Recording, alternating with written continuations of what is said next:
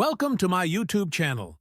Please don't forget to subscribe, like, and share. So welcome back to our alley review series practice quiz, and this is now part 4 of our tropical design and green architecture series. So instructions before proceeding with the quiz, it is best to get a piece of paper muna, cut lengthwise, and then write down numbers 1 to 30 so that when you are ready, you can now start with the quiz, and for every question, write down the corresponding letter of your best choice or answer from the multiple choice. And you will be given 10 seconds to finalize your answer. At the end of the quiz, count the total number of your correct answers and check your score rating. So if you are now ready, good luck. So number 1, to block excessive sunlight, what new material is used for the windows? A. Louvers. B. Painted tint. C. Solar tint. And D. Blinds.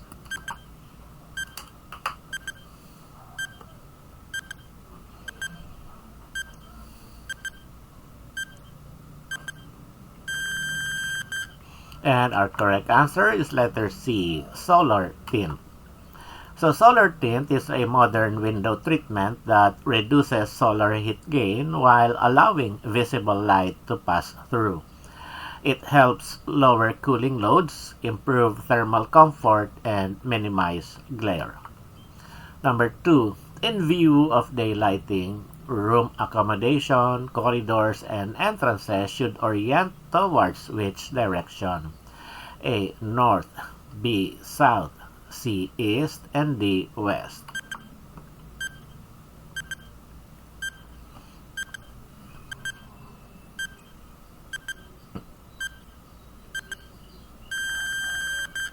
And our correct answer is letter A. North. So north-facing orientation provides consistent, diffuse daylight without direct sun, which reduces glare and heat gain. This is ideal for rooms, corridors, and entrances to ensure comfortable natural lighting throughout the day. Number 3, for a low-budget house with concerns for energy savings, what type of system can possibly minimize power consumption of the building? A. Mechanical ventilation. B. Minimal use of fire sprinklers. C. Cross ventilation. And D. Use electric fans instead of split-type air conditioning.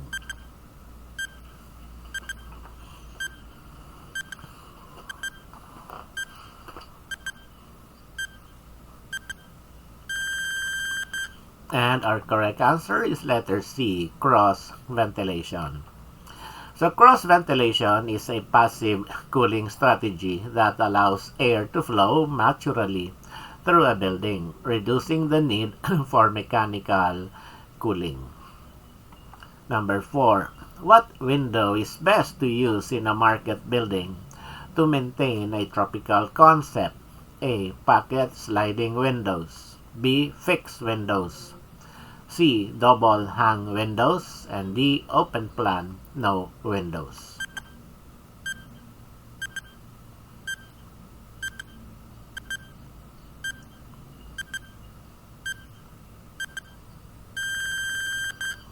And our correct answer is letter D, open plan, no windows. So traditional Philippine markets or palengkes are typically open plan structures. Stalls have their own partitions instead of full walls.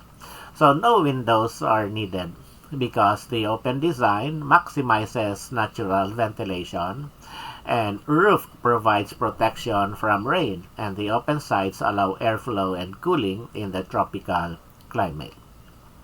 Number 5, how should you best design the building to maximize the natural air of the site?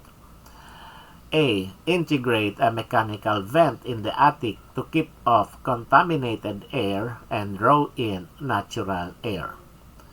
B. Minimize the use of air conditioning systems. C. Make use of sliding windows instead of awning or jalousie windows. And D. Introduce wide window and door openings.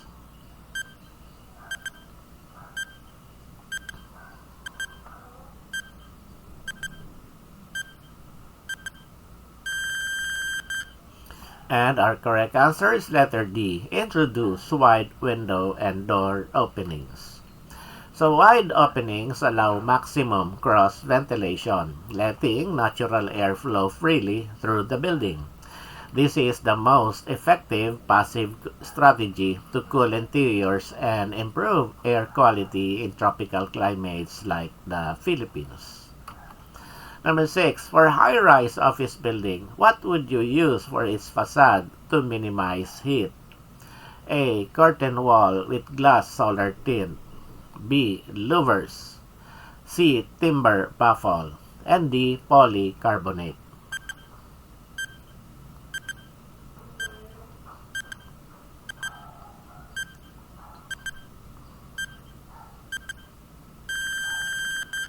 And our correct answer is letter A. Curtain wall with glass solar tint. So glass solar tint on a curtain wall reduces solar heat gain while allowing daylight to enter, improving energy efficiency. Ideal for high-rise office buildings where large glazed facades are common. Number 7. Why is LED preferred over other types of lamps? A. Cheaper. B. More available. C. Energy efficient. And D. All of the above.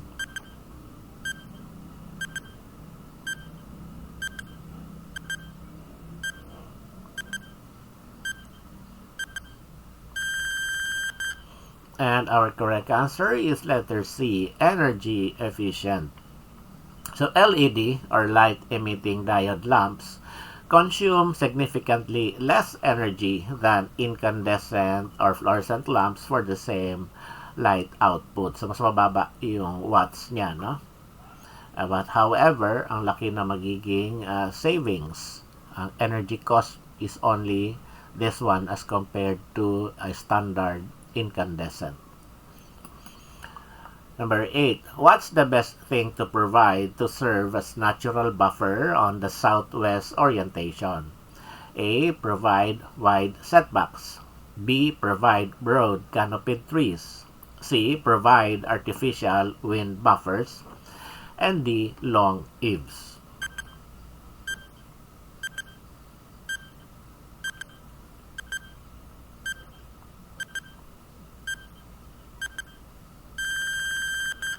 And our correct answer is letter B, provide broad canopied trees.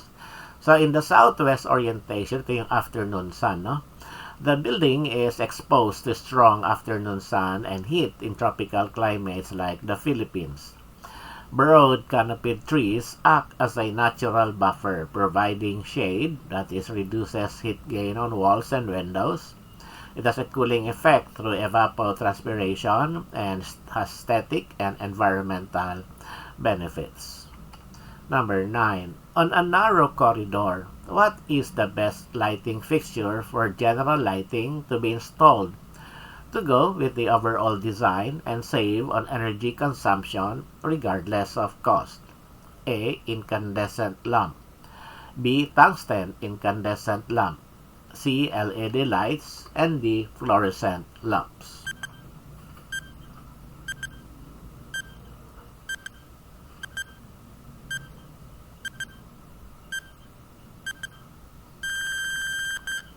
And our correct answer is letter C, LED lights. So LED lights are the most energy efficient option for general lighting, consuming far less power than incandescent or fluorescent lamps.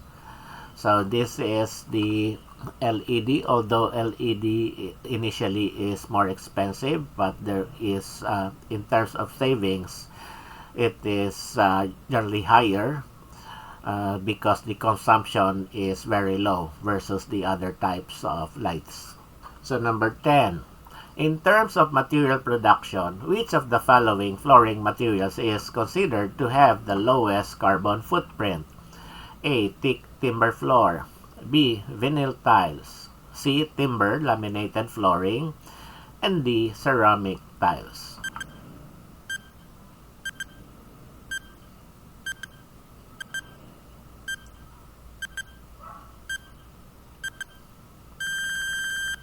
And our correct answer is letter A, thick timber floor. So, natural timber flooring, especially sustainably sourced hardwood like teak, has the lowest carbon footprint because it stores carbon during its growth and requires minimal energy for processing compared to manufactured products. Number 11. Where does the easterlies come from? A. Northeast, B. Southwest, C. East, and D. Northeast.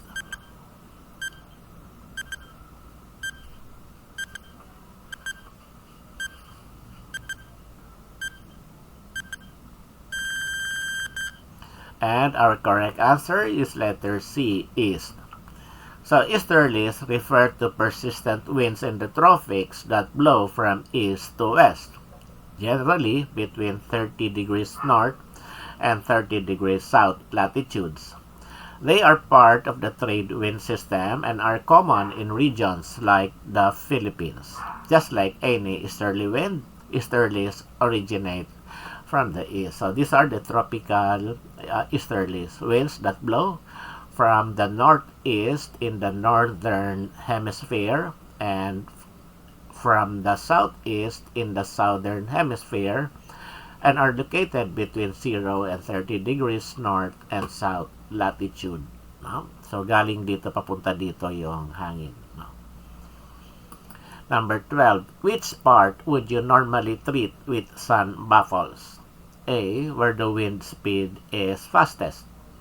B. Where there is no ground cover. C. Where the building is mostly exposed to the sun. And D. All of the above.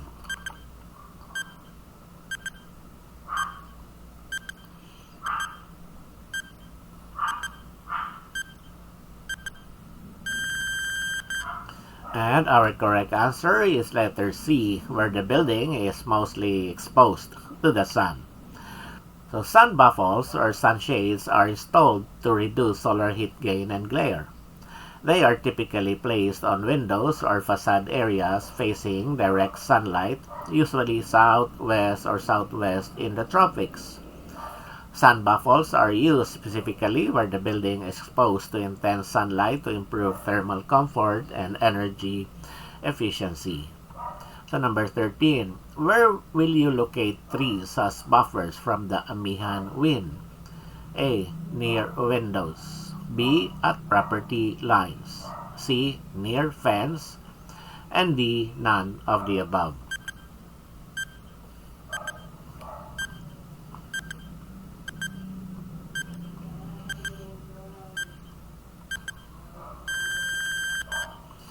And our correct answer is letter B, at property lines. So the Amihan wind is a cool, dry air mass that brings the northeast monsoon, typically felt in the Philippines from November to February, and it generally blows from the northeast. So property lines B, planting trees along the property line on the windward side northeast creates a windbreak or shelter belt. This acts as a barrier, slowing down the wind speed and diverting the wind flow before it reaches the structures or areas where you want to protect. In practice, you must plant the trees on your side of the property line and ideally maintain a buffer zone to prevent issues with roots and overhangs for your neighbors. So number 14.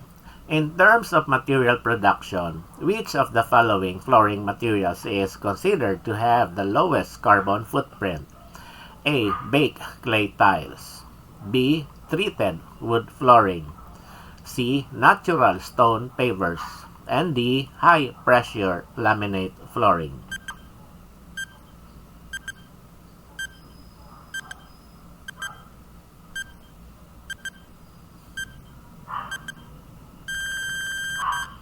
And our correct answer is letter C, natural stone pavers. So natural stone pavers generally have a low carbon footprint because they are minimally processed, mostly quarried and cut with no chemical treatments. They last a long time, reducing the need for replacement. Number 15. Where will you locate trees as buffers from the habagat wind? A. Near windows. B. At property lines. C. Near fence. And D. None of the above.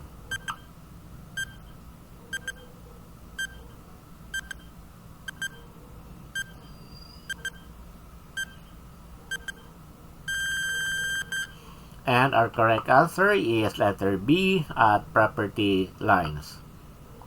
So the habagat wind is the Filipino term for the southwest monsoon, typically occurring from June to October. It brings warm, humid air and is characterized by frequent heavy rainfall, often associated with typhoons, and the wind primarily blows from the southwest. Property lines B is planting along the property line on the windward side southwest allows the trees again to act as a shelter belt. These barriers slows the wind speed before it reaches the structures and protected areas, reducing the force of the wind and associated rain and spray. Since the habagat wind comes from the southwest, the buffer should be placed along the southwest-facing property lines to intercept the wind first. Enroll at Atlas CDC Review for comprehensive prep for the Architecture Board exams. Message us now. Number 16.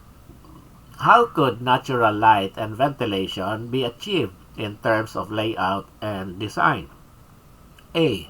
Use of atriums and courts. B. Cross ventilation. C. Open planning. And D. All of the above.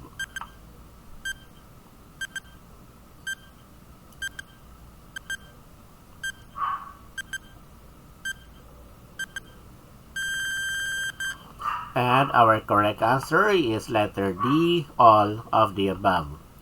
So natural light and ventilation can be achieved through multiple design strategies. The use of atriums and courts allow daylight to penetrate deep into the building and promote vertical air movement. Cross ventilation is aligning openings on opposite sides of rooms will enable air to flow freely and cooling the interior. And open planning reduces obstructions, allowing light and air to reach more areas efficiently. Number 17.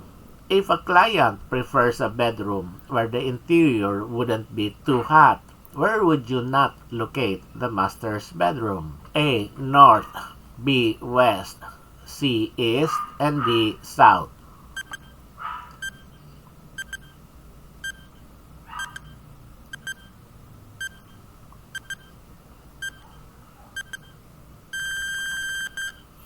And our correct answer is letter B, West.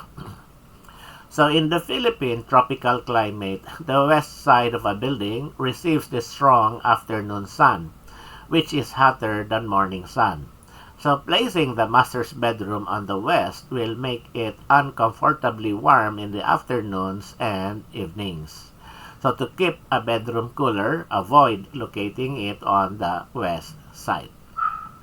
Number 18. Flow of heat through a material by transfer from warmer to cooler molecules in contact with each other.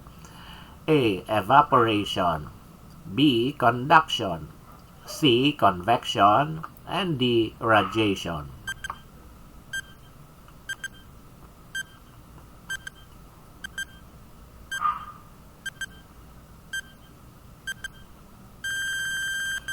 And our correct answer is letter B, conduction. So conduction is the transfer of heat through a material by direct contact of molecules. Heat flows from warmer molecules to cooler molecules within the material. So 19. Wind speed increases rapidly as the percentage opening area in wall increases from 0 to blank percent. A 10, B 20, C 30, and D 40.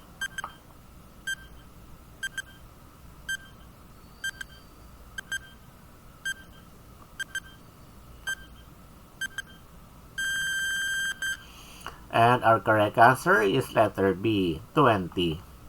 So in natural ventilation design, wind speed inside the building increases rapidly as the wall opening area increases from 0 up to about 20% of the wall area. Beyond these, further increases in opening area result in diminishing returns as airflow is already near maximum efficiency. So this principle is used to size windows, vents, and louvered openings for effective cross ventilation. So wind speed increases rapidly as the percentage opening increases from 0 to 20%. Above 30% increase in area, the wind speed does not increase so fast. This is according to architect G.V. Manahan's book on tropical design. Number 20. Rate of heat transfer that occurs through a unit thickness of material for a unit area subjected to a unit difference in temperature. A. Conduction. B. Conductivity. C. Resistance. And D. Resistivity.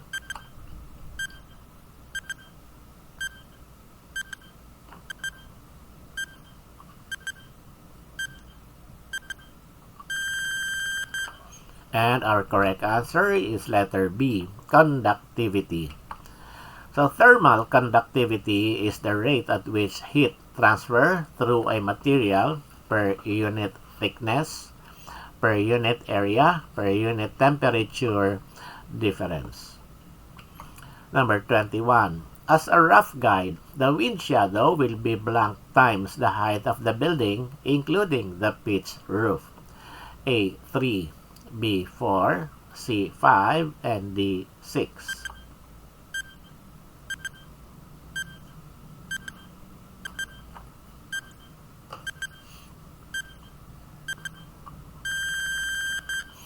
And our correct answer is letter C. 5. So wind shadow refers to the area downwind of a building where wind speed is reduced. As a general guideline in wind and urban planning, the length of the wind shadow is approximately 5 times the height of the building, including the pitched roof. So this rule helps in positioning landscaping, pedestrian areas, and other buildings to reduce wind impact. Number 22. Wind speed blank with the increase in height above the ground. A. Increases. B. Decreases. C. Deflected, and D. Is not affected.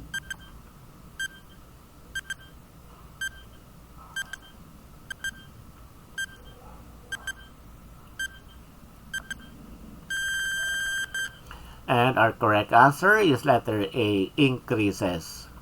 So wind speed generally increases with height above the ground due to reduced friction from the Earth's surface. So near the ground, obstacles like buildings, trees, and terrain slow the wind. As you move higher, these obstructions have less effect, allowing the wind to flow faster and more freely. So this is the wind gradient, a variation in wind speed as wind speeds increase with the height above the ground and related to the smoothness of the ground surface as well. Number 23. The tendency of air or gas in a shaft or other vertical space to rise when heated, creating a draft that draws in cooler air or gas from below. A. Coriolis force. B. Chimney effect. C. Thermal mass. And D. Uniform heat emission.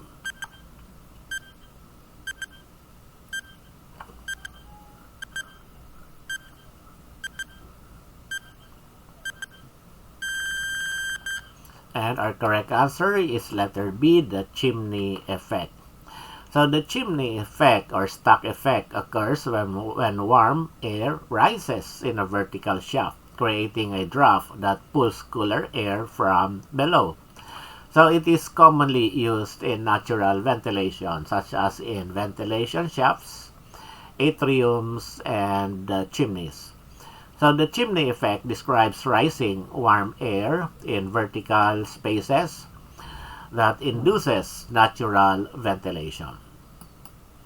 Number 24, transfer of heat from one place to another by the flow of molecules from one place to another.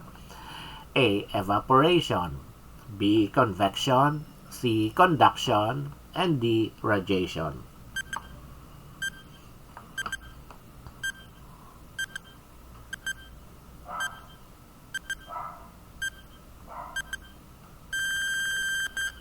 And our correct answer is letter B, convection. So convection is the transfer of heat by the movement of fluids, liquids, or gases from one place to another. Example, warm air rising and cooling air moving in to replace it. 25. Measured by a paranometer on an unobstructed horizontal surface and recorded either as the continuously varying irradiance or through an electronic integrator as irradiance over the hour of the day. A. Cloud cover. B. Sunshine duration. C. Dry bulb temperature. And D. Solar radiation.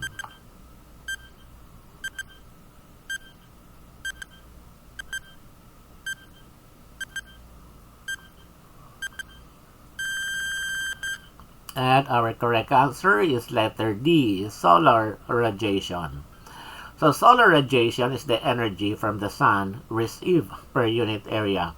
It is typically measured by a paranometer on a horizontal and unobstructed surface. Measurements can be instantaneous irradiance or watts per square meter or integrated over time, that is hourly, using an electronic integrator. 26. This design variable refers to the size, position, and orientation of windows, window glass materials, external and internal shading devices. A. Building fabric. B. Fenestration. C. Thermal insulation. And D. Surface to volume ratio.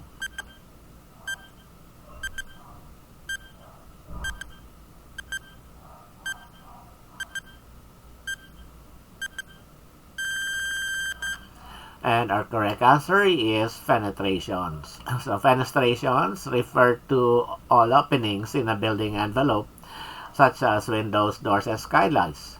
It includes considerations of the size, position, and orientation of windows, the type of glazing or glass material, and external and internal shading devices. So these are parts of the building envelope: the roof, the walls, the fenestration, and the foundation.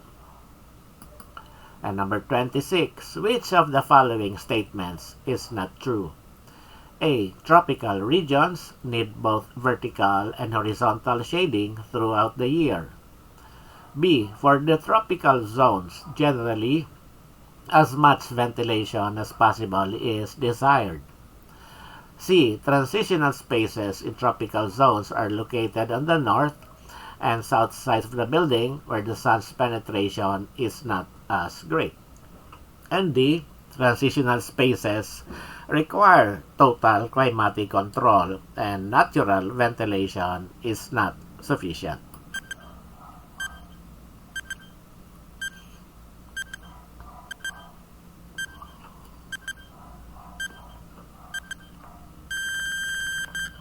And our correct answer is letter D. Transitional spaces require total climatic control and natural ventilation is not sufficient.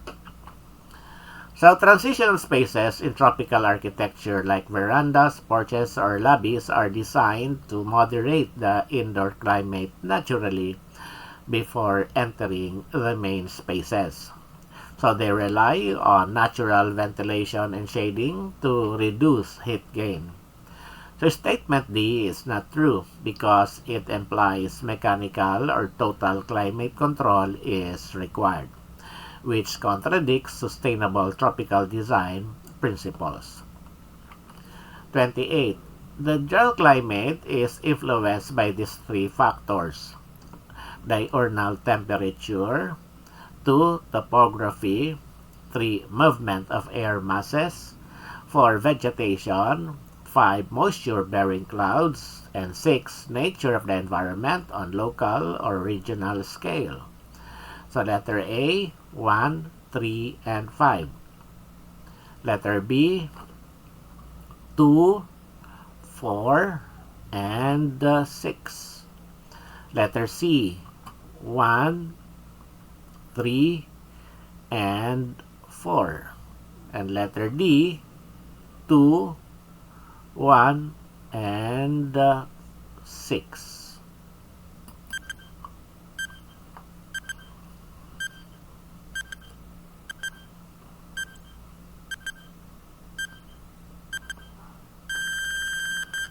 And our correct answer is letter B. We have topography, vegetation, and nature of the environment on local or regional scale. So the general climate is determined by large-scale, relatively permanent factors. That is topography, affecting wind flow, rainfall patterns, and microclimates. Vegetation influences humidity, temperature moderation, and local climate effects.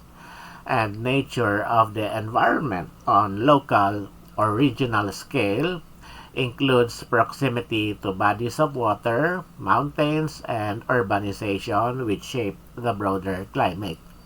So accordingly, the important site-related factors should be considered when making the climate analysis includes, in terms of topography, the elevation, slopes, hills, and valleys of ground surface conditions.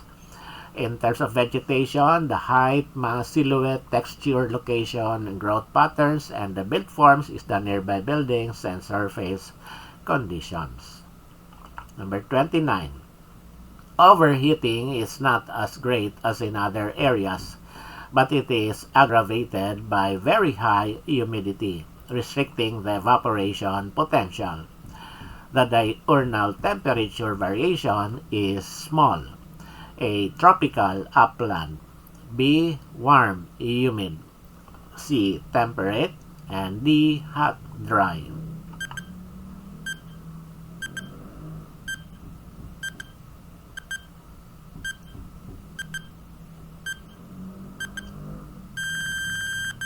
And our correct answer is letter B. Warm, humid.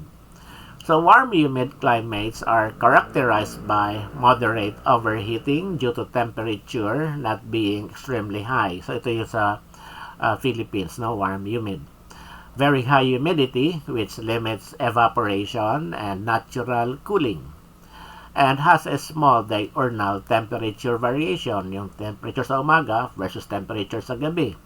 Difference between day and night temperature is minimal. And this is the description for warm, humid, or tropical island. Overheating is not as great as in hot, dry areas, yung sa Middle East, no? But it is aggravated by very high humidities, restricting the evaporation potential. So sa Middle East is dito ay warm, humid. Sa Middle East ay hot and dry. So the diurnal temperature variation is small in tropical island. And lastly, number 30, the range under which most people feel comfortable. A. U value. B. Thermal heat capacity. C. Comfort zone. And D. Lowest DBT or dry bulb temperature.